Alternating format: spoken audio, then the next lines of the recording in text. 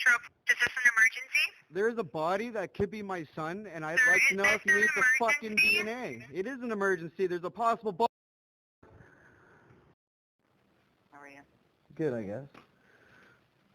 Do you have a couple of minutes? I sure do. All right. This may take a little while to go through everything, but I think it's important to do so before we submit this. Definitely. How have you been doing, I guess? I've just with what I've heard, it's just blowing my mind. So Dennis Hare knows somebody that works for the town or goes to them special meetings. She's sworn in. She's not allowed to talk about what she hears. But where we have a connection, apparently Rob Hearn, he not only retired because of Dylan's or the Chief McNeil's testimony, but he was pushed out of retirement because CERT's looking into him. CERT's looking into him? Yeah, he's being investigated, so they pushed him out into early retirement. That's what the lady told us, me and Dennis. I'm not supposed to say anything, but I'll tell you because you're my lawyer. But a lot of weird shit, corruption around here. Crazy. Do you have any idea why CERT? I have no idea. That's one thing she couldn't tell us. She's like, I'm sworn in not to say, but I can say CERT's looking into him. But she knew all of them guys. She knew the lawyer, that Ashley. She knew that long-haired, the other lawyer. She was in the meetings with them not long ago. Yeah, surprised me. Yeah. She didn't have nothing nice to say about Charlie, or whatever his name is. No? No. Certain people they're trying to push out. Yeah, and what's real interesting is I learned that Chief McNeil, apparently 5 years ago, the board members or whoever runs Truro gave Chief McNeil the power to make last decisions on anything. And they all, yeah, and all them people are gone now. So Chief McNeil at the end of the day has last say on everything because no one can speak over him because they gave him the power long ago. A lot of weird stuff I've learned from certain people. That was from the same lady. But anyway, crazy stuff. Whole thing's interesting. Yeah, I'll have to say, I've gone through it all. I've wrapped 27 days monstrosity of a argument. Yeah. I am Okay. there's a long You could hear them stumbling over each other, like the canine handler talking about his moment, and Rob Hearn told a whole fucking different story. Like, it's crazy. What I have, I put together what I think are our best arguments. There is stuff missing. There's always going to be so much. Yeah. Every time I read it, I think of something else. Oh yeah. So with that in mind, I can't get much longer than 27 pages here. Mm-hmm. So I hope I hit all the high points, and I want to go over them with you. Okay. If there's anything else that's really important, we can add it. But I'm going to hope that I've got most of everything, and then I can sort of tell you what we're saying about it all. Okay. Which may interest you. So let me just look at it. So what I've done is I set out sort of what everybody said.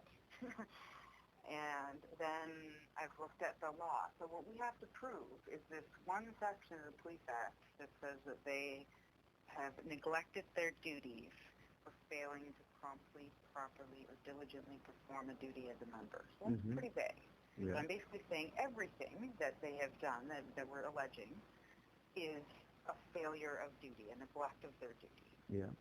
Failure to promptly, properly, and diligently perform their duty as a member, okay? Definitely. And then the other piece I've added is in that big book that we had, the Joining Civic book, Tab 1 was the policy that it's the Truro Police internal policies that tells them what to do.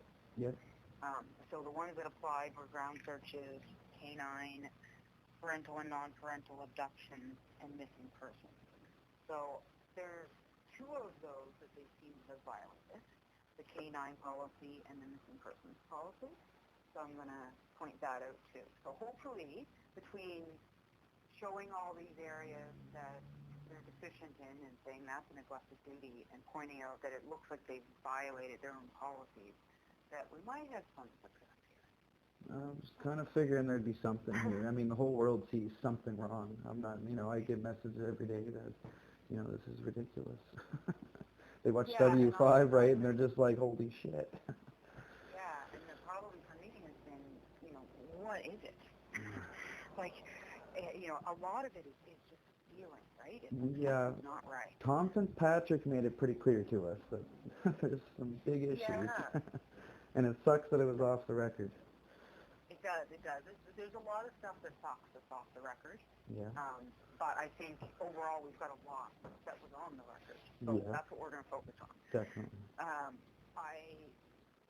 read you sort of the flavor that I put through this whole 27 pages is your words at the hearing of this was chaos at the scene. Yeah. That it was very disorganized, and their notes are disorganized, just like the scene was. Yeah. So how are we to even figure it out? And if we can't figure it out, that's on the Truro Police. Yeah. We should be able to figure it out. Okay, so that's sort of what I've been saying. And then, but the other piece that I'm saying is essentially, if you believe Dorothy's timeline, which they all said they did, they do, and they were there within 4 minutes, which I think is, pretty clear. They were there very quickly. Yeah. Why wasn't Dylan found? That's exactly. So I say that in multiple points throughout, and I sort of make the point, and then I always end with that. If all of this is true, someone plucked him off the face of the earth. Exactly. I mean, our Dave Worrell made good points. Like, that timeline is not correct. It's impossible for 18 seconds. Back and investigated that, right? Yeah. But that's suspicious to everybody's thought to the Truro Police. Yeah. Yep. So, I say some of that through there, and so the specific points that we're going to make, I've got 11 issues.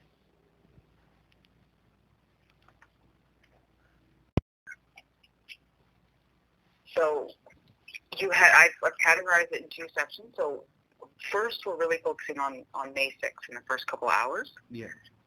So we've got 5 points under that, and then the second is just issues with the investigation generally. 6 more points under that. So, and I took all of this from, from your Kansas statements, from what you guys have told me, but this, I've narrowed it down to what I think we have arguments on. I've taken out a few of the things that you guys were saying because I just couldn't make that argument. Yeah.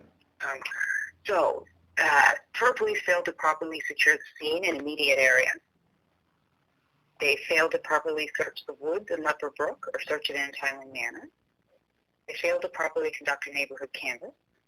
They failed to employ the appropriate resources promptly, and I have a list of them, including search and rescue, the EMO alert, the Truro Fire Service, the Coast Guard, and the RCMP drivers. Yeah.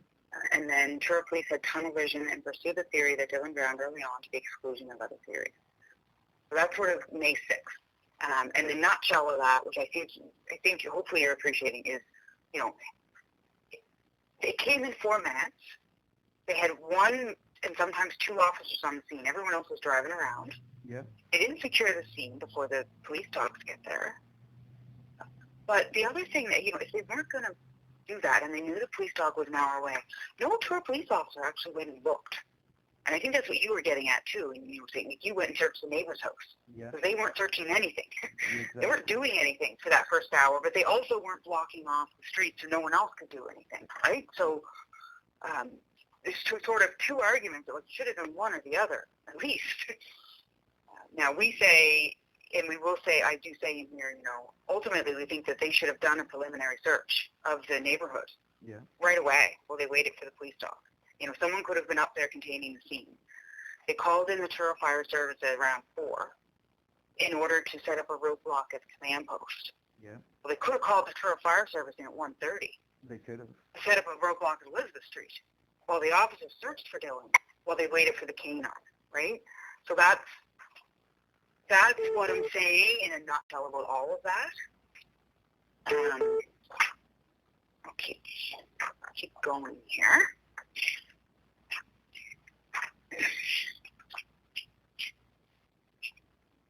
So, and then the failure to conduct a neighborhood canvass, I mean, I'm going through sort of what they did. A lot of the issues that you heard at the hearing, like they weren't, I talked about how Constable Germain went and looked at the Superstore video but relied on the manager Yeah, that was sick. tell her. I talked about how, it looks like they may be knocked on doors at 3 to 5 houses, but that's not even clear from what they said and their notes. Yeah. That you and Ashley got all of those questionnaires done, and then you remember me pointing that out to Chief McNeil, how a lot of those questionnaires said, well, the police were here at a different time than the police said they were, or they didn't. I offered for them to search and they didn't want to. I pointed out some of that stuff. Yeah. One of the things I've said, and I think I'm right, so I went on Google and I counted the houses on Elizabeth Street and the houses on Queen Street sort of within that block area where you think Dylan could have been. Yeah. And so I say there are only 9 houses on Elizabeth Street and 24 on Queen Street. I think that's accurate. I don't know if you've ever actually counted the houses. I never have, but it sounds pretty close. Yeah, okay. So I'm saying, with that, there's not that many houses. They should have knocked on every door. Yeah. There's no reason why they couldn't have, other than them not having enough police officers, in which case they should have called in the RCMP. Exactly. Right? I mean, you've heard all this stuff before, right? I'm not telling you anything that you didn't know. I'm just telling you that I've succinctly put it in here, attached to the evidence and the testimony that happened at the hearing. What were the main things they were neglectful on, you said, about K9? So, about the K9, I will get into that further, so I have a whole section on the K9. Okay, I'll wait for you then. Okay. So initially what I said was they didn't contain the area. So they should have set up a roadblock or something, or had somebody stopping people from getting down while they waited for Constable Milbury to show up. Yeah. And then I'll get into shortly what I think about Constable Milbury. Okay. Okay, so just back to the neighborhood canvass. Is there anything else I need to tell you about that? And I talk a little bit about just the weird stuff that Chief McNeil said, how it doesn't match up with what the record is.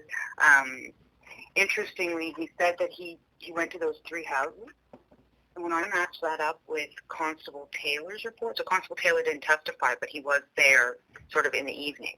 Yeah. And Taylor says that he went to these 3 homes, but with different officers, not Chief McNeil. Interesting. So I just point that out, because it is interesting, right? Not sure why, Was Chief McNeil there and Constable Taylor didn't put in his notes, or was maybe Chief McNeil lying about that? And I don't say that. I'm never calling him a liar in here. That's not professional. No, I know that. but I'm letting the board come to their own conclusions by pointing out these weird things. Tom Fitzpatrick made it clear to us. He's a yeah, I think so. Yeah, so you're allowed to think that. Yeah. I'm allowed to think that, but we're not going to say that to the board. That's right. We'll let them come to their own conclusions. And I talk about what Dave said, Dave Worrell, that, what he would expect the police to do, use the questionnaires, go to every door, inquire if anybody else lives there, ask if they have any doorbell cameras, It doesn't appear they've done anything like that. So, then I have the heading failure to employ appropriate resources promptly, and I mentioned I've listed them out. So, I'm saying that Colchester Search and Rescue should have been activated immediately. So even if they, I take issue with them waiting till 3 to call them in the first place. Yeah. If they showed up at 1:24, I don't know why it takes 1.5 hours to realize that Dylan's not hiding somewhere. Yeah. But even if it does, even if we accept that, and that's an acceptable amount of time, when they did speak with Colchester, with Tom or Amy or whoever that he spoke with, D.C. Hearn, he said he waited a half an hour to activate them. Yeah. And I'm taking a lot of issue with that in here because, again, it's an hour and a half later. For God's sakes, Dylan isn't hiding at this point. You've already searched the house multiple times. Yeah. So I'm taking a lot of issue with that. And this is where I talk about their own policies. So their own policy says that the shift supervisor is to assess the situation and assign additional resources to assist in the initial investigation if required, and ensure appropriate resources are deployed immediately to attempt to locate the missing person. So we're saying that by not deploying search and rescue immediately, that they've failed their own policy. We're also saying that it's interesting that it was Chief McNeil and D.C. Hearn that were involved in this when the policy says it should have been the shift supervisor, who was Sergeant Hunka. Which is Sergeant Hunka, yeah. So and think about it, if Sergeant Hunka, who should have been on the scene but wasn't, as the shift supervisor, if he had just called, if he had been able to empower it with that ability to just call right from the scene, we could have had search and rescue there, I think, a lot sooner. We know Dylan could have been found if things were done proper. I say that in here. I say that a couple times, that, you really, truly believe that if things were done differently, that he would be here. Yeah. And so we know, Tom said it would take 45 minutes, which is pretty good time for them to get set up. Yeah. And that's acceptable, right? Obviously it's going to take them time to get all these volunteers out. So my point about that then is, geez, it's going to take them 45 minutes to get set up. Call them in right away. Yeah. By the time they get here, you'll know whether he's hiding. So I say that. And I also say, wouldn't it be better to deploy all the resources and find the child than not deploy the resources and not find the child, which is what happened in this case. I was just going to say that. You're right. Yeah. The other thing that I'm saying that I think this section's really powerful. Remember Tom testified about how far an adult could go within, a time frame. So he said it was like, I have that written down here. It was like a kilometer. It turned into a 3-kilometer radius every hour. Yep. And then obviously that would be less for a child, especially for a child who's wearing boots that are too big. So, if the Truro police were called within 30 minutes, he couldn't have been further than 2 kilometers away. If that. If he's wandering, right? If he's wandering. Yeah. And, right? That would be at the outside. Yeah. That's if he's running and not stopping. So I think that's a fairly powerful argument to say, he's, that either says that there's something wrong with Dorothy's timeline, or they did something wrong they weren't looking for. Exactly. And if there's something wrong with Dorothy's timeline, I put that on them, that they should have followed up with her. Well, we already know there's something wrong because of the 3 inconsistencies. Hunka has 5 minutes, one has 10 seconds, that's a little ridiculous. And I talk about that in here as well. I will get into that. Actually, I'll save that because that's later on. Okay. The next thing we're saying that they didn't employ the appropriate resources promptly is the EMO alert, which I know you guys have had issue with for a long time. Yeah. So on that, the issue is actually slightly different than you were thinking. So we have that email that the email was sent to, the one that was sent to Avery Haynes, that they said they got the notice at 4:13. Yeah. So when I actually look at the police file, that is when they got it from Truro Police. But that's not when Truro Police first contacted them. Okay. So the wording in the email is very specific. It says that's when we received the information needed to send out the alert. So when the police are saying, like when Chief McNeil is saying, oh, well, I contacted him at 2:30 and I spoke with Jason Mew at EMO at 3:10, the record does reflect that, and there's emails that back that up. So that's true and fine. I accept that. The issue is he spoke with Jason Mew at 3:10, but then it took him until 4:13 to give him all the information that he needed. Yeah. Why did it take him an hour? Well, when you heard him, he was in Halifax, supposedly. He had to call Truro. He had to go back a couple times because they can't send out the EMO alert until they have all the information. And there's they need to know a description, the last known location, the date and time he went missing, and the last known address. So he was waiting, in the end, for the last known address. What? For God's sakes. And so we're pointing all that out, and then we're saying, again, if Sergeant Hunka, the shift supervisor on the scene, had just been able to call that EMO alert out from the scene, he had all the information. He did. Constable Germain could have sent it out. She had all the information. She gathered it. Chief McNeil didn't have to do anything. Chief McNeil didn't have to do anything, and he didn't have to slow it down by doing it. Like, if Constable Germain could have done it, she could have done it 10 minutes after she got there, because that's when she said she had everything. Exactly. And then I point out the weird thing with that tweet that was on the Town of Truro page that was basically the alert. Yeah. Remember, Chief McNeil said he had never seen it before, which was super strange. Yeah. Who sent it out? Well, and I have that question exactly. Who sent that tweet? Because nobody else seems to know anything about it. And it's also interesting, it was posted on Twitter at 2:55 p.m. That's 15 minutes before Chief McNeil spoke with EMO. Sorry, what? Say that again? It was posted on Twitter at 2:55 p.m. That's 15 minutes before Chief McNeil spoke with Jason Neal at EMO for the first time. Interesting. So, right, the question is, somebody was able to get enough information to get to the Town of Truro to tweet it out 15 minutes before Chief McNeil was able to even call EMO. Wow. So I think that's the issue with EMO, right? It's not necessarily that they're lying about the timeline. It's that they took so long to get the information, and why was it on Chief McNeil to do that? Exactly. So I've got a whole paragraph about that. So we're saying that you submit that there was no reason to delay sending out the non-intrusive alert right away.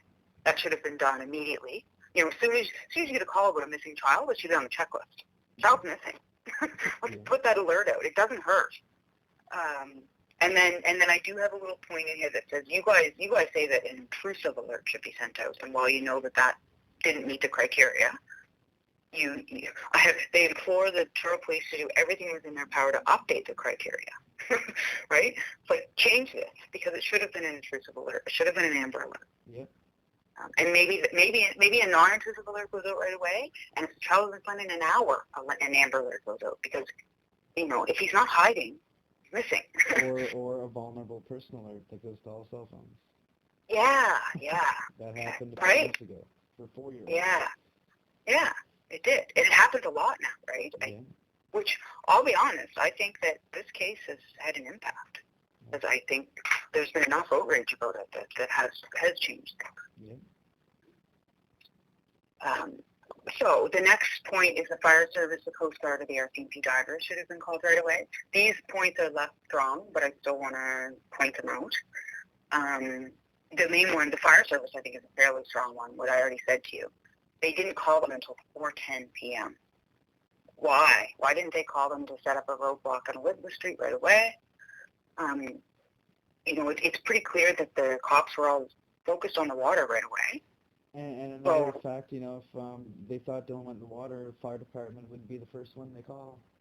Wouldn't it? It is the first one they call for water rescue. Right, and it should have been. So they should have called the fire service immediately, like maybe even before search and rescue if their focus is on the water. Like, I think they should have called both of those at the same time. Definitely.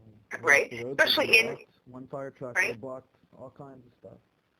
Right? Fire truck could have come, blocked the end of Elizabeth Street. You get the fire service, the firefighters down there searching in the brook while Colchester search and rescue is setting up, and then they start searching in the woods in the surrounding area. They couldn't find them. Yeah, fire department could have veered away strangers and people. They would have had more power then, because volunteer search and rescue, there's a lot of them. Yeah. So, yeah. I agree. When the fire service have trained, they're in uniforms, they're more respected, like not respected, but people are more likely to listen to them than volunteer search and rescue, who the job isn't to block off the streets. Definitely. So we've got that in there. The other piece is the Coast Guard. And I will say, so Tom testified that when he did contact the Coast Guard, they said it was outside of their jurisdiction. So I think that kind of quashes the argument there. Yeah. But I still put stuff in there because it's such a weird situation. Why didn't they contact him on day one? Again, if they thought he went into the brook into the river. He could have at least found out. The thing that's bothering me is these emails that D.C. Hearn exchanged with the lady at DFO, where she says, I quote, "This might be an unnecessary question, but if you contacted the Canadian Coast Guard, they do modeling for search and rescue applications." So she seemed to think that they could help. Yeah. And she thought it was an unnecessary question, which to me tells me that she thought it was pretty obvious that the police had probably already done that. So I want to point that out to the board. And then he says he didn't contact them. Yeah. He relied on Tom. And Tom says he contacted them a week later when he was trying to figure out the tide modeling for the mannequin. So for a essentially different purpose. Yeah. So I think that's worth saying. I also question, I like Tom. I really appreciate everything that he said and did for you guys. But I wonder if he tailored some of his answers because he had met with them beforehand. Yep, I guarantee he did because he was tearing up outside. He was emotional. He was telling me stuff. He told you first time hearing that. I think he was very upset, and someone twisted his arm. I think so too. So I don't really necessarily believe that he did contact the Coast Guard. No. Or that they said it was outside their jurisdiction. I don't believe so either. So, I mean, I can't say that in the submissions, right? Because obviously we have to believe what he said, and we don't want to undermine everything else he said. But what I'm saying is that, the Truro Police shouldn't have left it up to search and rescue. They should have, and to wait a week, it doesn't make sense. Why didn't he contact them as soon as DFO suggested he should? Exactly. And then the divers, I actually think, so Hearn's testimony was that when the divers actually came on May 7th, he called them in response to them finding the boots, and that they couldn't actually dive because it wasn't practical or safe. Yeah, really? I don't believe that either. I put that in here because it's interesting because I pair that with Constable Milbury saying he went in up to his waist. Yeah, and then you see a picture that of when they found the boots.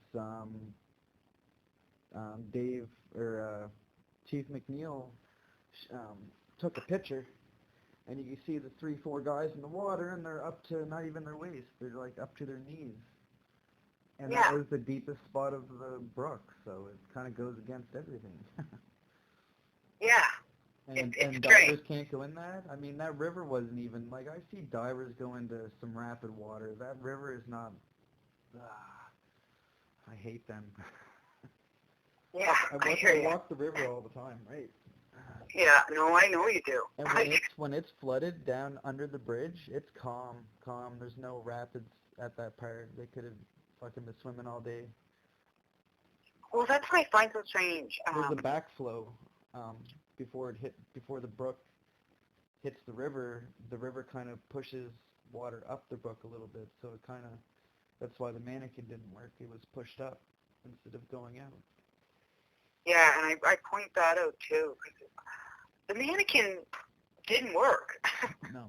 So they can say the river was higher, the brook was higher, but I don't know. I'm with you. I find that really strange. And I'm not convinced that he went into the brook with all of this. I'm really not. That's what most professionals think, except for them. Yeah. So, I mean, I say basically that in here.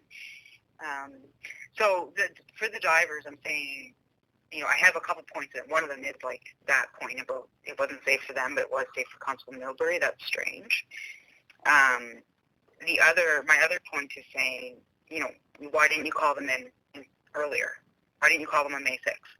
Yeah. If you believe that he went into Leopard Brook, again, why didn't you call the fire service? Why didn't you call the divers? Why didn't you call at least one of them, the Coast Guard, the divers, the fire service, somebody that could have gone in the water? So that's essentially what we're saying under this heading. Yep. The next one, this is sort of the end to this May 6th. I end it with your argument about tunnel vision, saying, clearly they decided that he drowned right off the bat because Constable Germain told them that grandmother said that he liked to take walks down by the water. notwithstanding she changed her story later, that's what they went with. And I point out those inconsistencies that you heard at the hearing. And then I talk about the evidence that Dylan had always run towards the road. Yeah, that and Dorothy had actually told him that. The grandmother stated she never took him to the brook, so I'm still confused on that story. I am too. And so we're saying you should have investigated that further. Like, you had this evidence. She told you, and Ashley told them, that he had run towards the road before. Yeah. But they had never told Tom Fitzpatrick that. So they're focused on the river. Yeah. They told, when Constable Milbury showed up, they directed him to go right back to the brook. Yep. It's great if he went in there, but, what if he went the opposite way to Queen Street? Yeah. And then we acknowledged, there were, as you heard, there were, he said up to 10 or 11 officers driving around looking for Dylan. So that would have been obviously in the direction of Queen Street. So it's not they didn't do anything. But our argument there is saying, well, driving around. What the hell is that going to do? You're looking for a 3-year-old child on foot. So how... I mean, you got cops going, miles away to look for this child, or way down the tracks, or way down here, and, that would have took him hours to get there. So why are you guys pushing there? You either believe Dorothy's story, in which case he went missing in the last 30 minutes and he's on foot. Yeah. Or you don't believe her story, in which case that's not what you said. You said you did believe it. So if you don't believe it, then you should be going back to her and questioning her story and questioning the timeline. Yeah. So, and you can tell I'm getting fired up too. Like with Rob standing on the train tracks the whole time. It would have took Dylan a good hour or so to even get up to them train tracks. You know what I mean? Like, right. And he's saying, I have a good vantage point. Would you see a 3-year-old kid going through the woods? No, you from wouldn't. Up there? No, you wouldn't. I would have said that to him, but what's the point? No, you wouldn't. Yeah, like, I've stood up there. I know exactly what he's talking about. It's a pretty thick woods there. You're not seeing nothing. And he had, like, camo on his jacket, too, right? Like, it's not like he was wearing, like, a bright orange hunter's jacket. No, it's green like with that. fur. And, the fur is brown, so he just blended in. He looked like an animal. Yeah, like, I find that really bizarre. Actually, quite frankly, I find it lazy. Oh, yeah. You guys are driving around. Like, get out and walk. So, I mean, I don't say that, but I say that they, why are they driving around? I don't say they're lazy in here, but I said to you. Yeah, I know what you mean. And then I talk about how the first boot was found at 7:47 by the firefighters, again reiterating that, it would have been nice if they had been there sooner. Maybe they would have found, like, if Dylan went in the water, much more chance they would have hit him. The second boot was found, I'm talking about Chief McNeil. The other weird thing, Jason, Chief McNeil, so D.C. Hearn says that Chief McNeil was there for both boots. Chief McNeil said he wasn't there for the second boot. Yeah. So no one can really tell us anything about the second boot. No, I know. So I'm pointing that out because I think that's odd. And I'm saying, obviously when they found the boots and D.C. Hearn confirmed this cemented their theory that Dylan had gone out of the brook. And that thereafter they stopped looking for any other possibility. They cut down the search area. They stopped searching at night after 7 p.m. Because it's higher risk to do so. And then I have a whole paragraph about the recovery mode. Did they go in recovery mode on May 7th or was it May 12th? Oh, I caught May 7th. It sounds like the next day, which is horrible. Yeah, and I think 3 days. Yeah, and I think it was May 7th based on what Tom said and based on looking at, like I said, the effect of calling it a recovery mode is them stopping to search in high-risk areas or in high-risk ways, which is at night. So they only searched that overnight, that first night, and then they stopped. Yeah. Not that they weren't out every day, but it does certainly look like the investigation changed after day 2. Definitely. And so I think that they said May 12th because that's when they told you guys, because they forgot about you guys. They weren't thinking of you. And I kind of say that in here. I say that to the Truro Police, you and Ashley were an afterthought.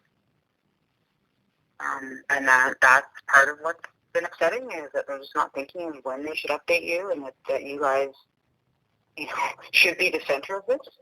Well, Dylan should be the center, but aside from that, from him, like, they should be updating you at every turn. Yeah. So that. Okay, so that's sort of May 6th. Can I just have 1 second to run to the bathroom? Yeah. All right, thank you. 1 sec. Yeah, no worries.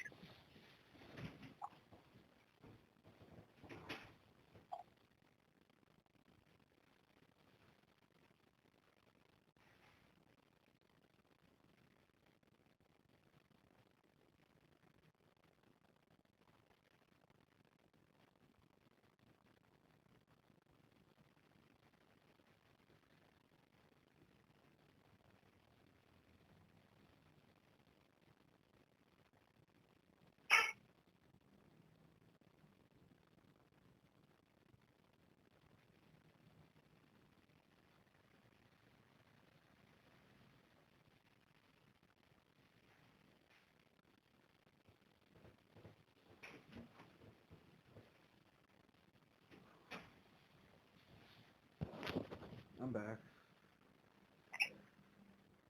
All right. So that covers May 6th, and then I get into what I'm calling issues with investigation generally. So just, again, other things that are odd, upsetting, strange, that we say are a neglect of their duty. Okay. Starting with number 6.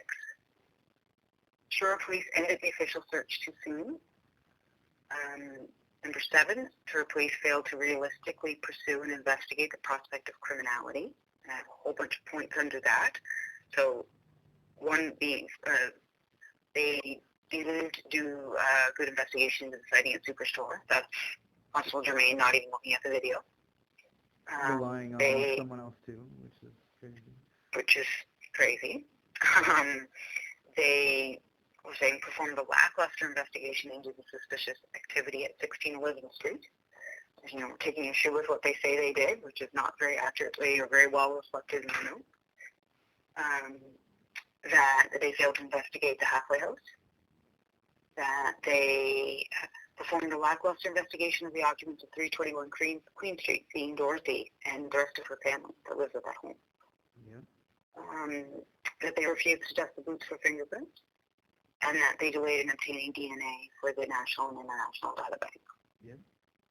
So that's all under the heading of they failed to realistically pursue and investigate criminality, right? So all those things they should have done if they had at all considered that there could be a criminal element. And then we get into a whole heading for they failed to make appropriate use of their canine dogs. I have a whole heading for failed to appropriately follow up on the hit by the cadaver dog that you saw in the video show in September of 2020.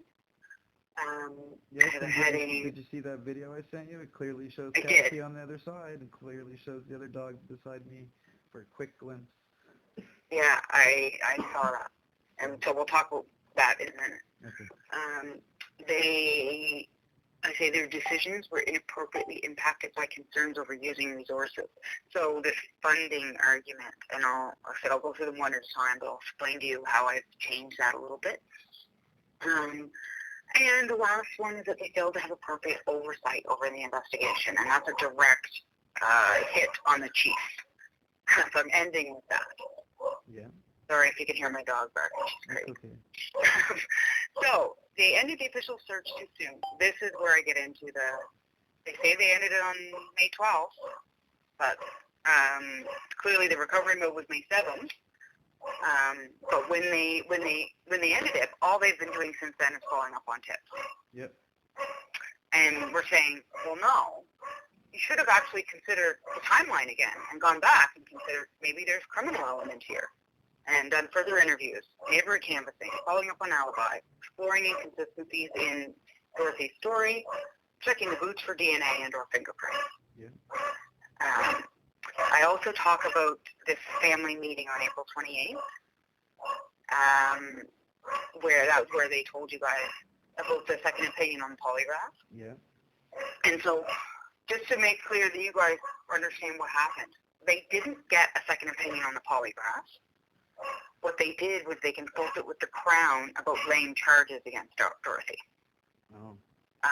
So obviously you guys were confused as to what was even happening, which I think is a problem, because you should understand what the difference is. Yeah. One of them is them saying, we don't think polygraph, like I think you said you assumed it was inconclusive, right? Because they said we're getting a second opinion, so that sounds like there's something wrong with the polygraph. Yeah. But instead, what they're testifying is that, no, she passed it, no problem, but we wanted to see if we had enough to lay charges against her. Well, what I'd say to that is, no. What you guys wanted them to do is to go back and investigate the inconsistencies in her story and the problems with the timeline and see if there was more evidence, maybe to see if there was criminality. Not just ask the Crown if you had enough evidence. Like the existing stuff, no. She had a polygraph that she passed. Of course, the Crown requires the police to provide them with the evidence they need to lay charges. Exactly, The and the police polygraph don't wouldn't get even that do it evidence. anyway, because they're No, inadmissible. the polygraph's not even admissible in court. So for them to, so there's two very different things they did. So they just said, oh, well, on the existing evidence, let's see if we can lay charges. That'll shore that up. And I'm saying, no, what you were supposed to do was actually go back and look and see if there was any evidence of criminality. Yeah. And so I'm saying that could still be done today. Right? They could still go interview her and follow up on these inconsistencies and, hold her a little bit, Yeah, interrogate her. Yeah. Right? Like, they could still do this. And so that's kind of how I leave that. Like, why don't you still go back and try it? So the next step, heading, failure to realistically pursue and investigate the prospect of criminality. So that's when I really get into, they dismissed the idea of Dylan being kidnapped right away. And I say things like, sure, low probability of him being kidnapped, also low probability of him drowning. Yeah. Like Tom said, 5%, up to 20% if he did have autism, but 3%. That's still a low probability. 3%. No, it was 5. I thought it was 3. I went back and checked. It was 5. It was 5. Okay. That's what he testified to. So that's what we have to say. But regardless, that's very low. It is. And then, so I say, according to the evidence presented by the Toronto Police, May 6, 2020 was a rare day. It was a full moon, impact of the tides. The water in Leper Brook was higher than it ever had been before or since. The overground path behind Miss Carson's home was not overgrown that day. Sort of my little digs at them. And saying, with all of these rare things, they should have submitted. They should have considered that Dylan may have been kidnapped, especially the gaps in the timeline. Like 30 minutes. Where was he? Where'd he go? You couldn't find him. Exactly.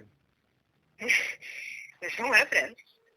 And then I get into all the other reasons why I say that support this conclusion that they didn't pursue criminality, and that's the Superstore sighting, which we already talked about. Mm-hmm. She didn't follow up on the video. Elizabeth Street. So what I'm saying about 16 Elizabeth Street is that I'm talking about what Norman testified to, what he observed. He watched the 3 officers go down there. They were there for 2 minutes. Wasn't really long enough to look in the bag. Saying, that doesn't seem like it was adequate. That about the hole, how he saw that hole, and he talked to Detective Constable King about it, and he said that there may have been burying drugs, which is a weird comment. And then I get into what Chief McNeil testified that he went there, and then how that's not consistent with what it says in the records, which is interesting. And basically, I end by saying, that you guys admit that the Toronto Police didn't take these tips seriously, given they were already focused on the theory that Dylan had drowned. Yeah. Right? They kind of gave it lip service. Sure, yeah, we'll go check this guy out to have a chat with him. But they didn't really think that it was a legit tip anyway, so they didn't investigate it very well. No. Same as the halfway house. So with the halfway house, I'm just pointing out that there are 20 beds in that place. They didn't talk to anybody. Mm-hmm. They talked to the front desk. Corporal Emery did. He went in day 1 and told them there was a child missing. Does and he went in day 2. You? I mean, he's pretty simple. I'm Yeah, sorry, but like- he should never have been looking into a missing child. He's a corporal, and he obviously doesn't have the brains. Yeah, But anyway, that's my opinion. I actually felt bad for him on the stand. I did. It was way out of his I- league. He should have had somebody else doing it. And that's sort of the flavor of all of this that I'm trying to set up. Is like you have a bunch of officers who are doing, and I say the word, they're doing their individual best, right? Yeah. You know, but collectively it's just not functioning. It's not working very well. No. And whatever the reason, clearly you need better training, if nothing else. Right? I say you need more officers, but that's part of the training. If they can't have more officers on the force, then the training should be to immediately call in other forces. Exactly. And whether or not there's animosity there shouldn't matter. You should immediately call them in. Yeah. So so just, that's all I'm really saying for the halfway house is like, you could have at least spoken with some people. Maybe the people who had a view of Queen Street. The Truro Police maybe wouldn't have called the RCMP because on the news it was saying that the Truro Police were sending threatening emails to the RCMP and CERT's looking into it. So why would they want to even get along at that point? That was just after the mass shooting. They absolutely did not. And that's what's sort of behind this. That obviously no one was going to admit that on the stand. No, but it's on the news. But it's on the news. And again, the judges know that this is a couple weeks after Portapeak. Yeah. Like, and that's all that nonsense between the Truro Police and RCMP is well known. Like, I know it. I see it on the news too, right? Yeah. So, I don't think, while we're not stating that, I think just the fact that we're stating, like they should have called RCMP and it doesn't appear they did. No. Like, you can come to your own conclusions as to why, but the fact that they didn't is the problem. Yeah. Right? So the next heading is the lackluster investigation into Dorothy and everybody at her house. So we've talked about that's all the inconsistencies in her story. I just go through them all. And I also, the other thing that it sort of didn't come out of the hearing, but is in the records. So she told Constable Germain that she went outside with Dylan at 1:15. Yep. Emma Roberts, the one across the street that called 911, Yeah. she says she saw Dorothy outside at 12:54 looking for Dylan. Interesting. That's 20 minutes right there. And again, that could just be her timing, right? Yeah. It doesn't mean there's anything going on there. That's what she thought best. But I think in terms of what the Truro Police did wrong, that's an important distinction because in 20 minutes, Dylan would have gotten 20 minutes further away if he was wandering. Yeah. So I think that they should have been considering that. And again, I just point that out as one more inconsistency that kind of begs some investigation. Yeah, definitely. So the boots, the water, the timing, the 8 to 10 seconds, up to 5 minutes. And then I talk about how both Hearn and Emery said they didn't find her timeline strange or suspicious. And that we all disagree with that. You, me, Dave Worrell. And that there are issues with her timeline. Yeah. And that's when I say here, I sort of end it with, if it's established that the Truro Police arrived within 4 minutes of the call, if Miss Parsons was truthful and accurate that Dylan went missing around 1:15, why was Dylan not found? It's so true. It's 5 minutes. Like, where could he have gone in 5 minutes? Right? So, that's that. Okay. The refusal to deduct the boots for fingerprints. I think you know what I say there. Like, why didn't they do it? He said that they had a forensic identification officer on the scene, but they chose not to because there's no chance of finding anything. I don't Well, believe that. I don't believe that either. I don't think that's acceptable. No, and I don't think they have I don't think they have. If that was the case, they even said in there that they don't have the technology to do fingerprints. They got to send them off, I thought. Yeah, but then when I pressed him on that, he said it was super easy and they could have done it quickly because they had an ident officer. Yeah, well, I'd like to know who that was. It was Constable Co-op, apparently. So I'm running with that. I'm like, yeah, well, if it's such a simple process, why didn't you do it? Exactly. You had someone right there. Again, speaking of, you didn't think this was a criminal investigation, obviously. It is, if you had someone right there that could do it, and it was super simple, and it didn't cost you anything, he said all of those things. Yeah, and he just... So why not do it? You know, the reason was because you decided there was going to be no evidence to be found. Well, that seems like a pretty silly thing to do. Yeah. And then I talk about how you guys went and got it done, and the comfort that's given you to know that that stone has been turned. Yeah. It was so easy to do. Yeah. And then the delay in obtaining the DNA. So why didn't, you know, I talk about how Dave Worrell said ideally you would do it in 6 months. He said actually definitely within the first 6 months. Yeah. And that they didn't ask for your and Ashley's DNA until 11 months after Dylan went missing. Exactly, and they still won't get Dylan's head clippers. And I have an update for you. This is a good point to put that in. So Sergeant Lake wrote me this morning. He says they don't need the head clippers.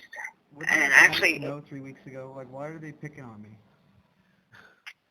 Well, I don't disagree. So he says that hot hair is not feasible. They need the roots. So clippers probably wouldn't help. And he says he's no longer looking for items because he had a conversation with the National Center for Missing Persons and Identified Remains. They assured me they would find a way to test DNA from outside Canada should it ever become necessary.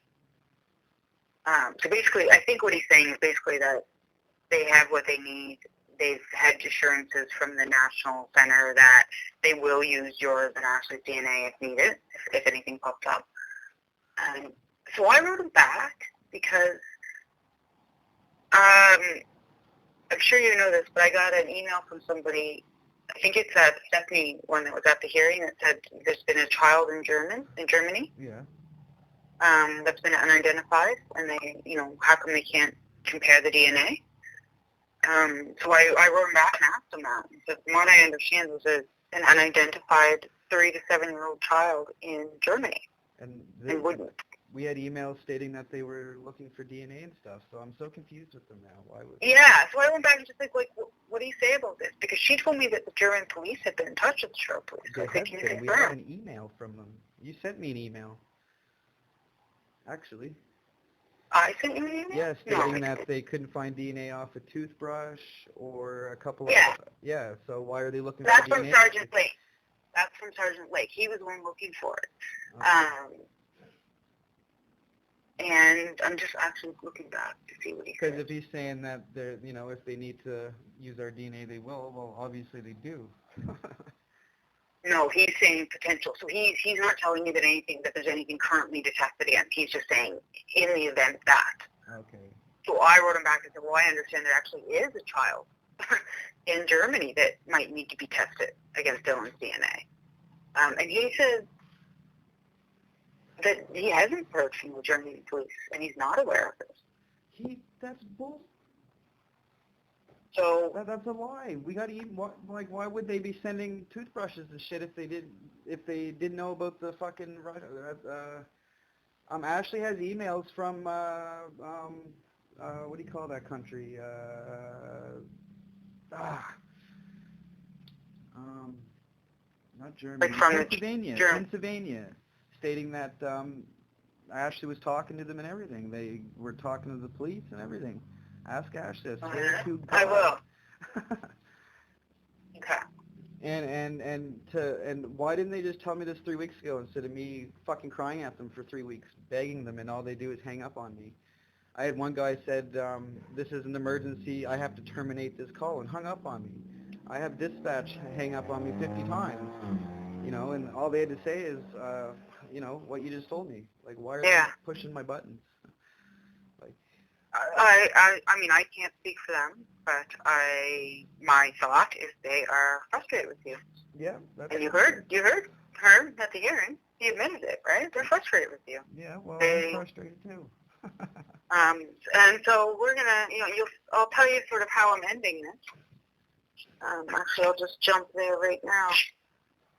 I have a whole heading at the end called concluding submissions, and it's all the stuff that doesn't really, it's like the stuff that wasn't part of, like, isn't part of your complaint, Yeah. So they're not really supposed to hear it, but I'm making them listen to it anyway, or read it anyway. The delays in following up with you guys on the sightings. Like, regardless of whether it's out of control, like, you guys need to know what's going on. They need to update you frequently. Yeah. The whole idea that the scene was disorganized, I sort of meant that, and you talked how you talked about it was chaotic, and while each officer was doing their individual best, there clearly was not enough officers available. The chain of command was disorganized. I talk about how you guys were an afterthought by them. The fact that, your first notice of your son being missing was when you happened to show up, Yeah. At least an hour and a half later. That Ashley didn't find out 2 to 2.5 hours later. Yeah. I talk about how helpless you guys feel, being completely in the hands of police. Yeah. In the midst of having lingering questions and conflicting information. I talk about the fact that you guys were told the next day that Dylan Boots had been found at 3 a.m. and that whole nonsense. Yeah. And then again, Chief McNeil saying it was holdback evidence, but there's no suspicion of criminality. So why are the police holdback evidence? I talk about the cyberbullying and how that has impacted you and how they gave you no help with that and how you had to pursue an action on that. And they, and they could have helped. They could have done something, investigated something, and they didn't. And then I say, it appears that D.C. Hearn and other members of Truro Police let their personal feelings toward Mr. Ehler impact the investigation. They did. I talk about how they canceled the meeting Wednesday as well. I say, I acknowledge the voicemail that they played. And I say that, D.C. Hearn said this was the worst. And that you were not equipped to deal with the extreme emotions that you have encountered since your son went missing. Especially when Dylan wasn't found, and questions about the investigation started piling up, and you're growing frustrated, and you're not hearing from them. I talk about how they are professionals, and they ought to be trained in how to deal with people who are grieving, and that they clearly aren't trained in that. I talk about how they removed, or D.C. Hearn took Corporal Emery out of the picture as a family liaison, and thought he could just strong-arm you. And that wasn't appropriate. So, all of the stuff I sort of threw in there at the end, because I agree with you. I think that regardless of how frustrated they are with you, it's not fair to you. No. They can't ignore you. Like, they should be giving these updates. And I'm with you. If one of these times when you call, they just told you, we don't need them anymore. Instead of making me feel like my son's not important. Because that's Yeah. what they say, this isn't an emergency, we got to hang up, and they hang up. And they hang up now. That's all they say is, this isn't an emergency, and they hang up. So I was hoping that through this we could try and fix that relationship. I don't know that that's going to happen. And quite frankly, once they read our submissions, they're not going to be happy. But for good reason. And by that I mean we have things to say that are important and that they can't ignore. Yeah. So, we'll see how it goes, I guess. It's the best we can do. So just to go back to the last couple points, because I think they're the ones that you care about quite a bit, the dogs. So first I talk about the canine search dogs of Constable Milbury. Appreciate he came when he was off duty, got there as soon as he could. Not taking issue with how long it took him to get there. I'm taking issue with, like I said earlier, them not blocking off the scene, waiting for him to arrive, and or not searching for Dylan while they're waiting for him to arrive. Like, they just let an hour go by. Yeah. That's my issue with that. I'm also taking issue with his note-taking. He has no idea what time he got there, really. He just said it's an estimate. He doesn't know what time he left. He can't really say where he searched exactly. Nobody else had an understanding of what he was doing. No, apparently he was walking the river when no one else could, not even the fire department. Yeah, right? So. I also talk about how he was,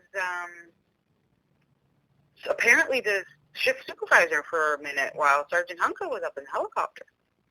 But, like, did he know that? Because he didn't talk about that. Nobody else talked about that. No. That's strange. Whole thing's weird. Why are you guys all up? Like, if you're the supervisor of the scene, then why is everybody up in helicopters? Why was Rob They're up in driving a around in cars. helicopter? And, Yeah. like, you're not supervising if you're flying around. Yeah, well, they're literally supervising. They're up in the helicopter just watching.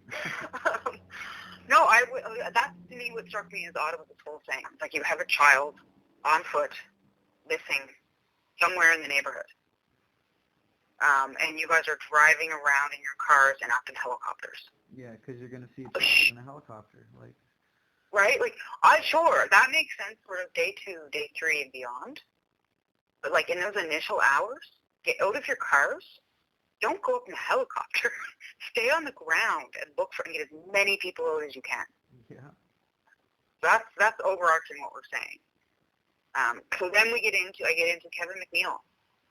So I talked with that email. And Tom Fitzpatrick sort of said, yeah, I thought Kevin McNeil was there. That's how we dealt with that email. Which, again, speaking of our earlier talk about how I don't think he was being 100% truthful in the stand either. He was trying to do his best. I think that was why, because he knows Kevin McNeil wasn't there. Yeah, and he was talked to by Patrol Police lawyers. Oh, yeah, right. Exactly. So whatever, but that's what he testified to, that he thought he was there. And so I'm saying, well, thought he was there, but no officer can confirm he was. We're going to suggest he wasn't there. And the email stating that, why wasn't Kevin used on day 3? Yeah. So you have one guy from Search and Rescue who thought he was there, an email stating he wasn't, and no officer able to confirm he was. Yeah. I'm going to say he wasn't. I'm going to suggest based on that he wasn't. And Tom says in that email he found the boots, so I'm still confused on who found them boots. Oh, yeah. So,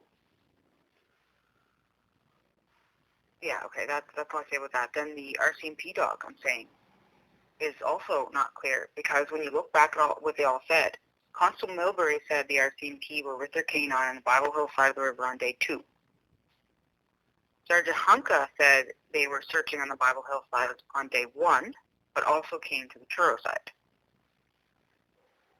But he didn't know if it was at the same time as Constable Milbury was there on day 1 on the Truro side.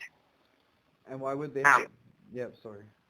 Yeah, why would they both be there? Like, but again, 2 dogs don't are know. in fear. Yeah, and then Hearn says that the RCMP were on the Bible Hill side on day 2.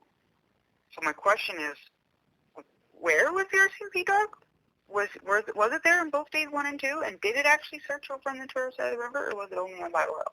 Yeah. Like, I'm just trying to point out that, like, nobody seems to really know where the dogs were. And then another point with the dog, Rob Hearn stated dogs are not trained for scent and cadaver. It's one or the other. And then you got Tom saying that Kevin's dog is trained for both. Yeah. So I caught that one too. So why are you guys lying? You're the canine handler, and you're telling me that they don't have both, but then you have Search and Rescue stating there is a dog with both. So why lie about it? Because I was right, and you just don't want to accept it, Rob Hearn? That's all that was. That's what I think. Well, I think he's trying to justify why he didn't call in Kevin. Yeah. Right? He's like, oh, Kevin's dog. Like, that's what he said on the stand. Kevin's dog was a cadaver dog. We didn't need that because they're still actively searching for Dylan. Yeah, and you can't train a dog for both. You can't train a dog for scent and cadaver. But Kevin's dog is actually both scent and cadaver, stated Tom at the hearing. Yeah, and I do have that in here. Okay. And Mr. Fitzpatrick confirmed Mr. McNeil's dog is trained in trail tracking as well as human remains. Yeah. And that's sort of where I say it appears that the dog was clearly never there. Yeah. Right? Like Hearn doesn't even know what the dog is about. He would if he had approved him coming to the scene. Exactly. It was his job to know what dogs were there, but yet he didn't. And then I get into Doug Teeft, right? Like that you guys had to source their own because he wouldn't call them, wouldn't call a cadaver dog, and that he agreed that they didn't have a cadaver dog through the Truro Police or CMP. that he initially wasn't going to allow this resource, but because, he had shared a trainer with him, that made him okay. They do have a cadaver dog through RCMP, and I do believe it was Bible Hill, and I think he's out somewhere else now, but I think that's a lie too, because they could have gotten an RCMP cadaver dog. I remember seeing it on the internet. I think so too. I thought that was a strange thing for him to say. Like, you don't have a cadaver dog at all? Okay. So I agree with you. So then I talk about the fact that, so the Truro Police provided me with 2 reports from Doug Teef, from June and from July. But not as June the last 19th one. and July 7th. But not as the last one. And different people said they didn't know how many searches he had done. I think somebody even said he had done 5 searches. I have a recording of Doug. In the 3rd document, he told me the Truro Police won't let me have it. And you sent me that. Yeah, you sent me that. Okay, because there is a 3rd one, and I'd love to see it, because that's the day the hit happened. And our lead investigator lied. He was there and said he's going to go check out the hit. So I'm still confused on and so that's my last argument, or second last. That's number 9. That your video, that Tom thought it was Kathy's dog, that it's not Kathy's dog. Yes, that guy. I showed you. Why would some guy have Kathy's dog? You know what I mean? Yeah. That doesn't even make sense. And that you testified to that you followed Corporal Emery the next day. He sat there for 30 minutes and drove away. I have that in here. Okay. And we're saying, whether or not, because Tom also thought it was Truro Fire Service. D.C. Hearn said it was Cobequid Fire Service. Not that makes a big difference, but again, it's more these who was it that followed up on this very important hit? Yeah, which an excavator should have been in there and dug a fucking hole. Right? At a very minimum, there should be a detailed record of what this is. And so when you sent me that video, I asked them specifically for the report from that, and they told me there is none. Oh, well, that's crazy. And you know what So else? I have that in here. There's a guy up for murder charges admitted to dumping a body in the Salmon River around the same time Dylan went missing or whatnot. And that happened to be the same spot the dog got the hit. His family home is right there. So either that was Dylan or that other body. Oh, my God. It gets bigger. That's what I mean. I saw that. I was following that trial, too, and I thought of you guys. Well, that hit was in the same area where he dumped the body. Just before the North River leads into the Salmon River. And the hit with the dog was right by the North River where it feeds in. So, interesting. Yeah, that was something. Would have been nice for them to find that body, too. Yeah, well, it was either... Yeah, it could have been 2 possible bodies, and they didn't do anything. Yeah. And they lied. So I'm putting that out, that they should have record of all the dog searches that were done on an open investigation. Yeah. And the fact that they don't is disturbing. Yeah. So I'm with you. I think there probably is a report that they don't want to share. I but think so. Right now, you've explicitly told me that there is none, so we're gonna tell the board that. Yeah, and share the videos. It's clearly another guy with that dog. I'm sorry. It even shows him putting in the GPS in his yellow walkie-talkie thing. I sent you that one too. That's him putting in the coordinates, and his dog standing beside him. And then he gets him to go back out, and the dog goes back out and does the same thing, not only once, but twice. Oh, that video is very compelling. Yeah.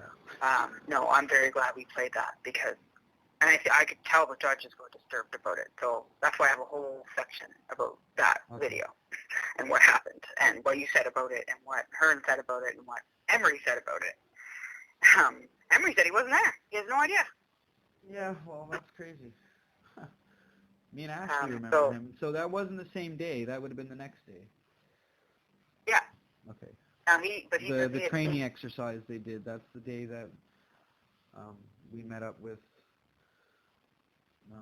Yeah, this is on September 12th, yeah. Okay. And there's a report about the training exercise itself. It doesn't say anything about following up on a hit, of course. No, of course not.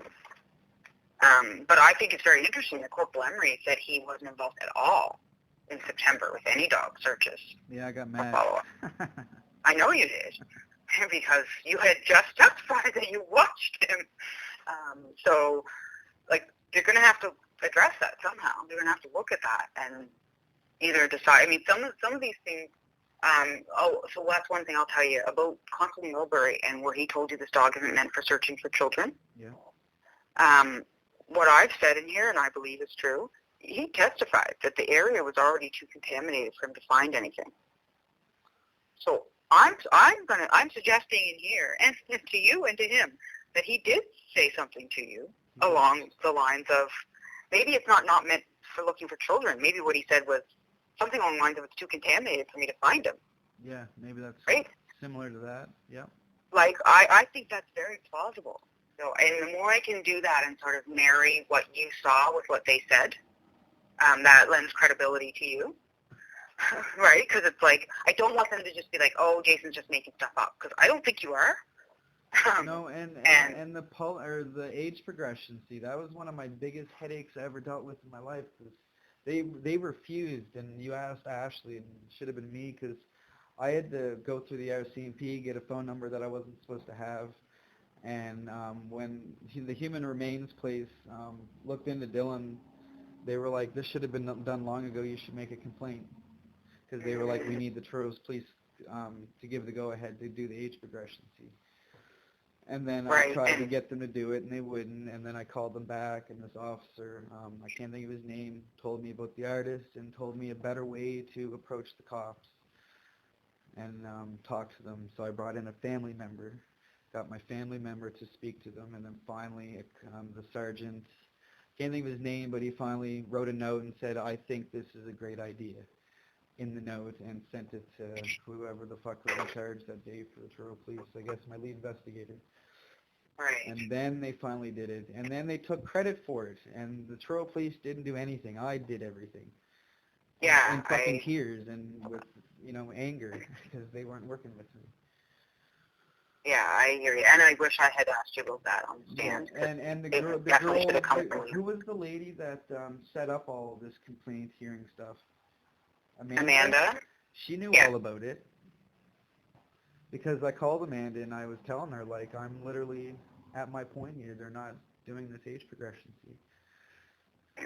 Yeah, I told her all about it.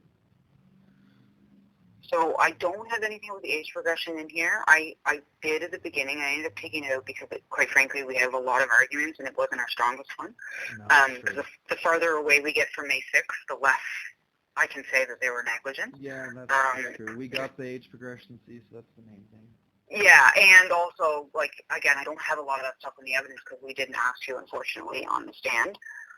But honestly, Jason, we've got a lot. Like, there's a lot here. I think there's enough for them to make some findings in our favor. I don't know what they'll do.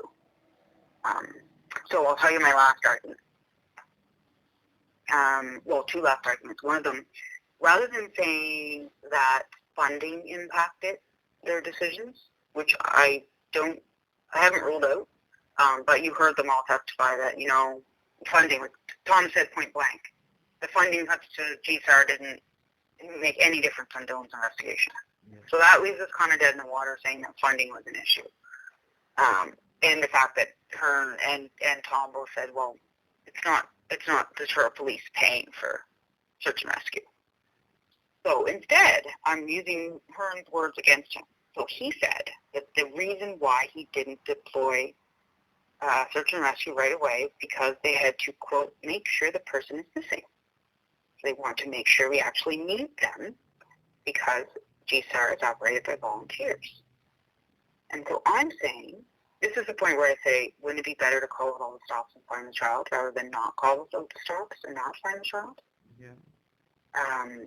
And that's where I get into this 30 minutes that lapsed, and I'm saying, it may not have been actual money that impacted, but it was a concern over the resources. He didn't want to call the volunteers off from work or home or wherever they were.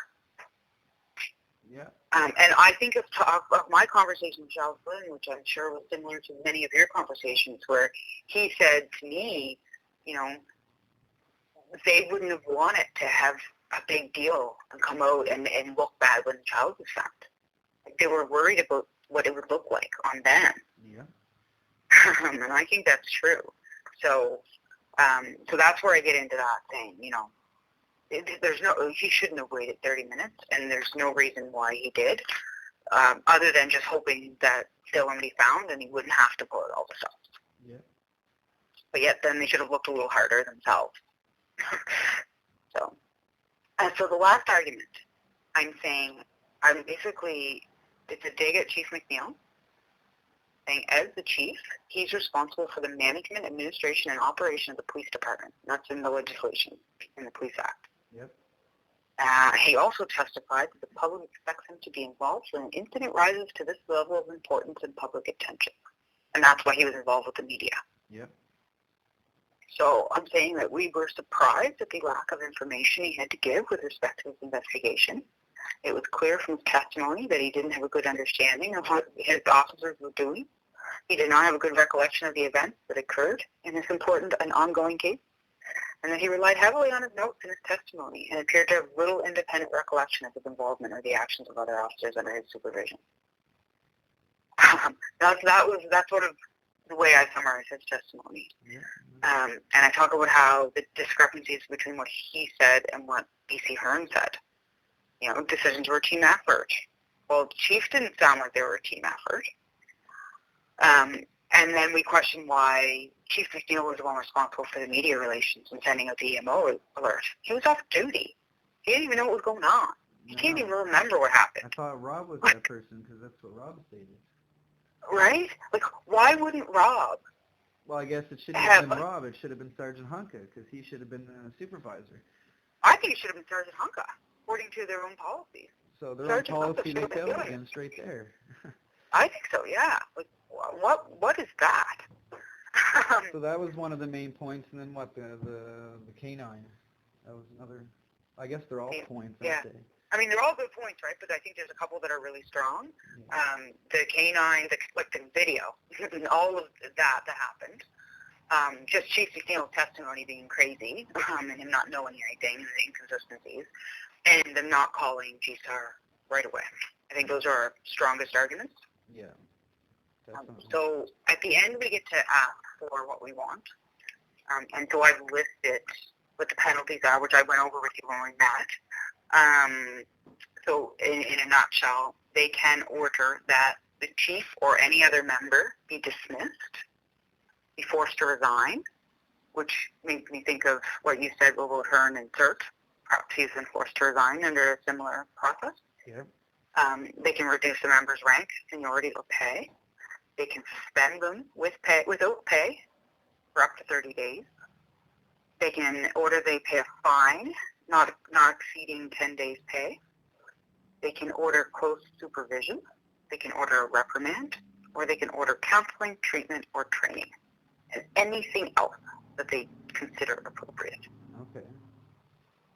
So what I'm saying is that you are asking that the board direct the Truro Police to analyze its handling of the investigation into Dylan's disappearance, reflect on what could have been done better, and to set an appropriate standard for future cases.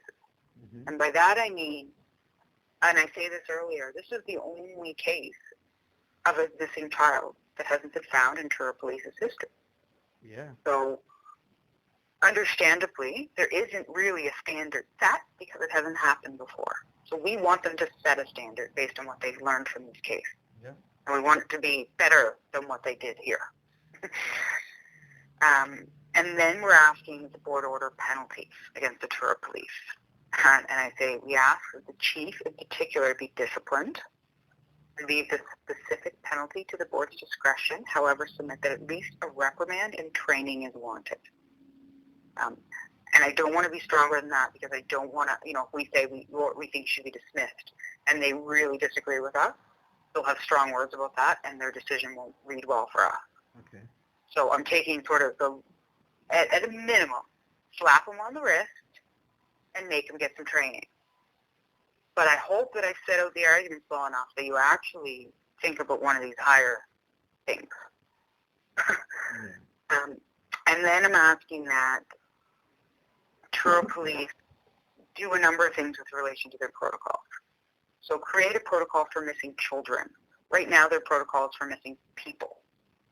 And it really, like one of the things is we got to wait 24 hours to make sure they're missing, which they kind of waive in children cases. But I think that they should have two different protocols, right? Because children are very different from adults. 100%.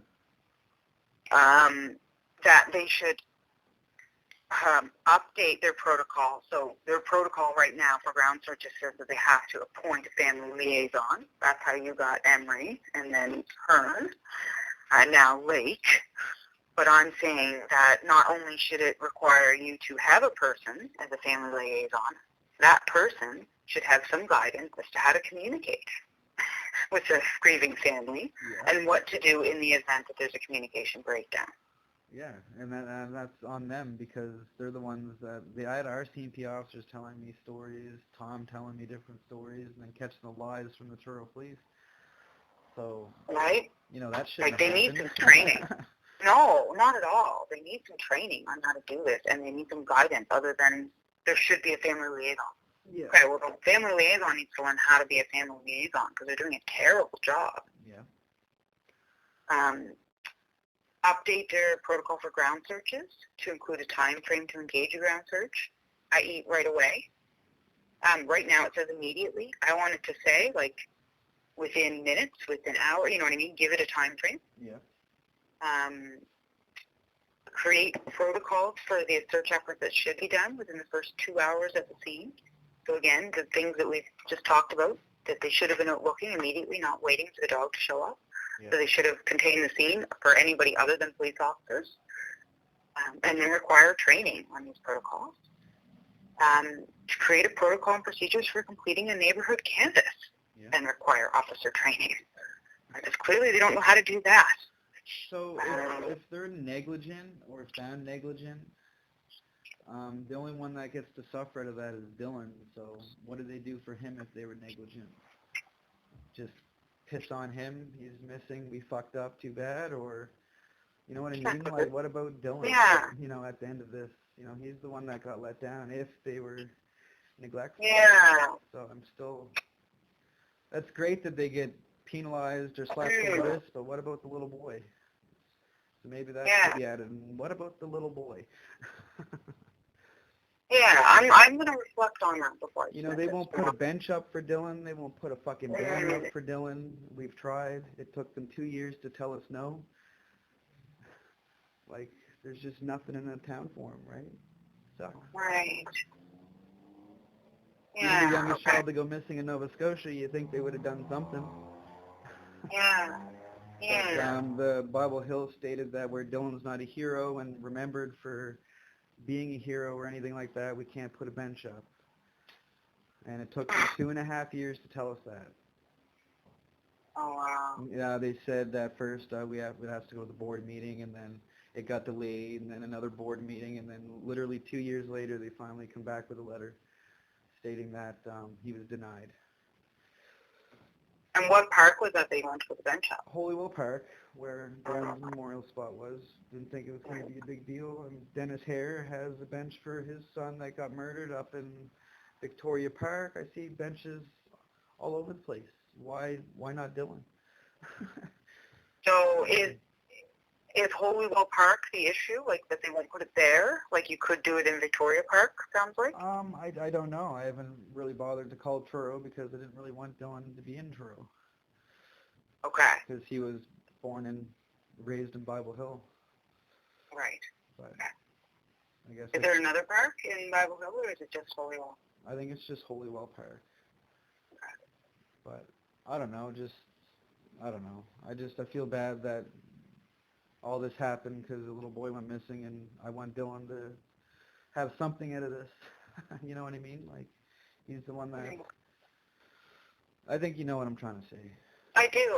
That's a very good point, and I think that is how we should end it, with something for Dylan. Yeah. And maybe, actually, I just thought of something else, too. Like, they could go back and retrace some of these steps. Definitely. Like, keep looking for Dylan. Yeah. Do the things that still can be done. Exactly. And then, but I think that sort of next, and then ending it is something like that, like some sort of bench or banner or something special for him, considering public he is something. the youngest. Yeah. You know, Yeah. that he is the youngest. It should have been done 3 years ago, or at least 2 years ago. Yeah. Yeah, I agree with you, and I think, like, turning the tides, one way to start repairing this relationship is for them to, show that they give a shit about Dylan. Yeah. Yeah, exactly. For lack of better words, right? Yeah. But that was my end part of the whole thing. But Yeah. it's probably most important. Yeah, no, I mean, that's why I am talking to you and getting your input, right? Just want to make sure that that it is all about Dylan, right? I mean, that's why you did this. Yeah. So I will think of something. I'll probably run it by you by email. I'll give you a call before I send it out. But I'll talk to Ashley too and see what she has any thoughts about what that could mean. Yeah. And it might just be something vague that they, say like, you gotta do something. Something for Dylan. Yeah, I'm with you.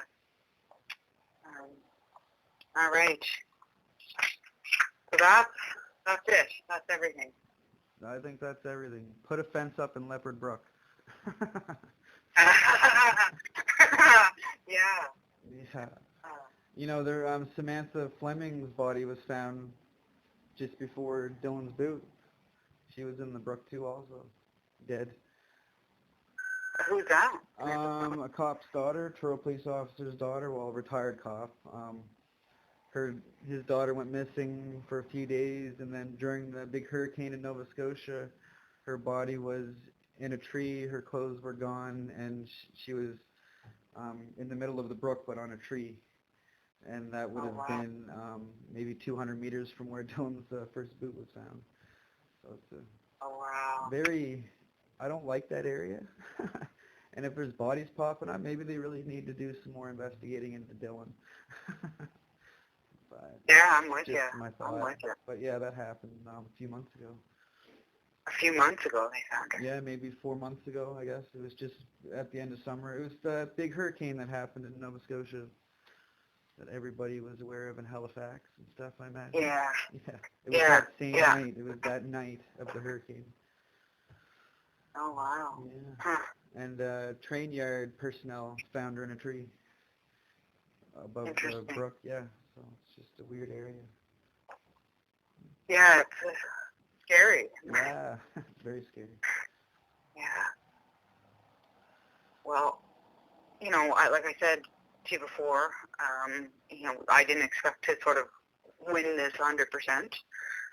Hoping to move the needle, shake things up a little bit. I think the hearing itself shook some things up. Yeah. So I'm proud of our efforts there. I think we're going to make an impact. I think we are too. And having looked at it all, spent the last 4 weeks poring over this and drafting this document, I am pleased because I think there is stuff there. Again, it's not as clear. It's not, there's no smoking gun, which we never expected there to be. But there's enough that I think, like I said to you before, even if they don't find that they are negligent, I think they will have stuff to say about the way the investigation was handled. Definitely. So that will be a win. Now, how does that work? Is that on the news, or they do like a TV show? I don't know how they do it. No, probably they'll write a decision, and there's no time frame at all. So we'll submit this tomorrow. Then Truro Police has 2 weeks to respond, so nothing will happen for that 2 weeks. Okay. I'll get a copy of their response, and then we have a week to rebut that. So if there's anything in their response that we feel the need to address, we will. Okay. And I think that brings us to April-ish. I think it was Dylan's birthday, about, if I recall. Wow. April 16th? Right, yeah, that sounds about right. And is Ashley's birthday around the same time? Yeah, April 20th.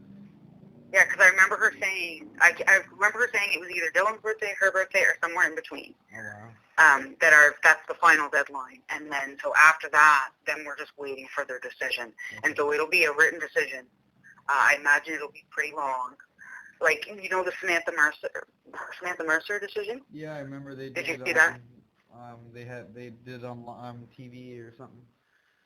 Yeah, so it's a written decision that comes out, and then the media picks up on it. So same with Dylan. There'll be a written decision that will come out. It'll be sent to me. I'll send it to you guys.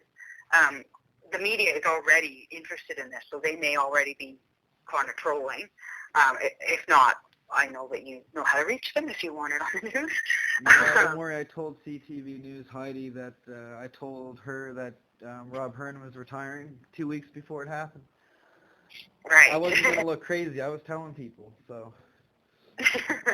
And then that kind of blew her mind. She's like, you should have known too, you know, how do you even know that, right? So obviously what you're telling me is true. Yeah, that's a good tactic. Yeah, so, I mean, like I said, I know you've got a beat on a direct line to the media. So it doesn't automatically go to the media, but they usually pick up on the stuff, and I imagine they will want to do a story on this. Oh, I can only imagine. Yeah, so, but it officially comes in a written decision that is not, I don't know if it's actually, it is published. It's published on an online case law database that not a whole lot of people know about, but it's free and it's accessible by everybody. And regardless, you'll have a copy of the decision, and it's public at that point. Okay. So you can share it with your documentary people and whoever you want, quite frankly. The documentary team has a connection already. The lady that did all the technical stuff in the hearing, she was in the corner while Michael had a chat with her and warmed her up, and she's going to send a flash drive, I guess, with all the recordings of the whole hearing. Oh, wow. They have their connections, don't they? That's great. So I have that flash. He's like, don't tell anybody. He's like, but I have a connection. He's like, I'm getting the recordings from the lady, from the nice lady, he said. That's really good. Money talks. They fucking bribed her with something. Well, I talked after the hearing as well. I mean, I'm in a different position because I'm representing you and I'm entitled to it. Yeah. But so we had asked her for that. So she gave it to us. She gave it to me, and she gave it to Ashley, the chair for the police. Yeah. So I do have the recording of that. But I assumed that was strictly within my office and was never going to be shared with anybody else. So it is strictly. They're not allowed to share it. Even Michael said she's not allowed to share it with me. But this is what we do. So. Yeah, and that's probably for the same purpose as me. So the main purpose for me is when I'm writing this, 27-page brief, I want to make sure that I'm accurate. I don't give notes and my memory about what was said. Yeah. And I don't want to mischaracterize what was said to the board. So I can go back and listen to the audio, and that's the only purpose I have it. Yeah. So same for them, where they're journalists. The board is probably interested in making sure that they have an accurate, they report accurately about what happened, rather than just guessing, right, going on recollection. They don't want to make a movie and have everything not right. Exactly. So that is really good news. That will make their job a lot easier, I'm sure. Yeah, definitely.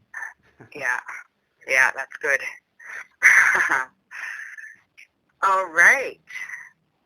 With that, I think that's it. So if you're comfortable, like I said, I'll add something at the very end about what are they going to do for Dylan. I'll think about what that's going to be, and I'll let you know. But other than that, I'll be submitting this stuff tomorrow, and then I will be in touch once I hear with their response, and I'll let you know what they say, and we'll go from there. All right. Thank you so much, Allison. No problem.